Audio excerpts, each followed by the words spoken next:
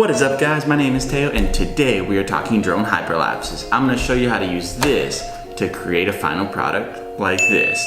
But first,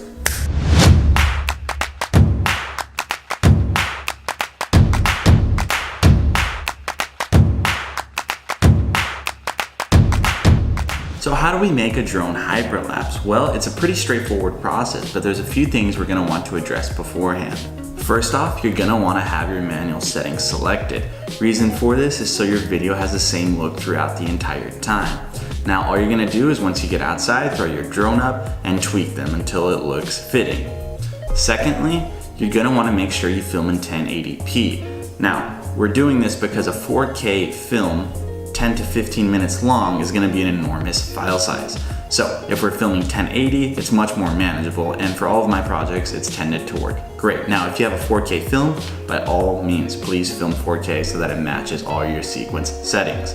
Lastly, and this is just from personal experience, when you pick an area to drone hyperlapse, make sure it has movement both on the upper and lower spectrum. Now, what does this mean? Just make sure you don't pick an area where there's nothing happening on one of the two sides. That just doesn't add for a very dynamic hyperlapse. Now that we have all those things, let's go outside and I'll show you the final steps.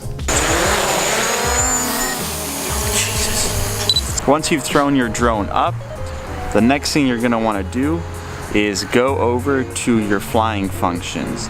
Now, you have one that's called tap to fly. So you're gonna click on that and you're gonna click wherever you wanna go. So for me, I'm not sure if you can see this, but I chose downtown. So I'm gonna tap, I'm gonna press go. I'm gonna make sure my speed is set at its lowest function, which is about 3.6 kilometers. You're gonna let that fly for anywhere to 10 to 15 minutes. And that should give you about 10 seconds of a good hyperlapse. Now, since I'm in the Netherlands and it's extremely windy all the time, I get all these high wind velocity warnings. So just make sure you're being safe with it. I think today it shouldn't be a problem, but other times we have serious issues. All right, got it back safe and sound, no problems.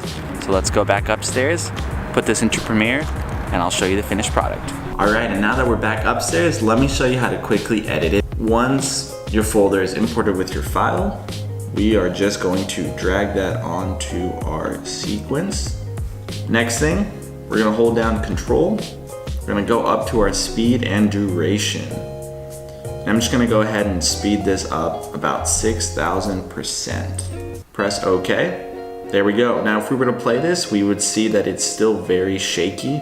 So we need to apply an effect called Warp Stabilizer. And this just takes each individual frame and tries to crop a little to create a much more stabilized video.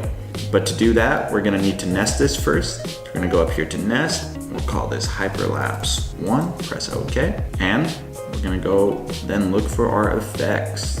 All right, and we are just gonna type into the search box, Warp Stabilizer. It should be under Distort. Here we go, Warp Stabilizer VFX.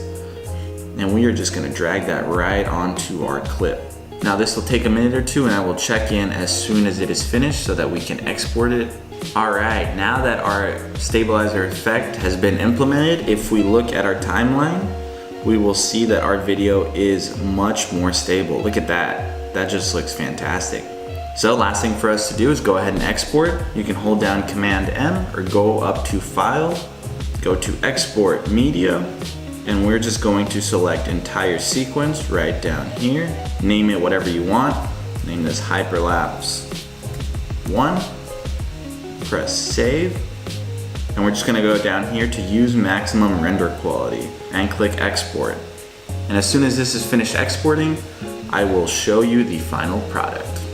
All right, and it's finished exporting, so let's go see our hyperlapse. And play. Just like that, we have a drone hyperlapse. These things are awesome. They're fun to do, and it takes no time at all. So I hope you guys enjoyed, and I'll see you all next week.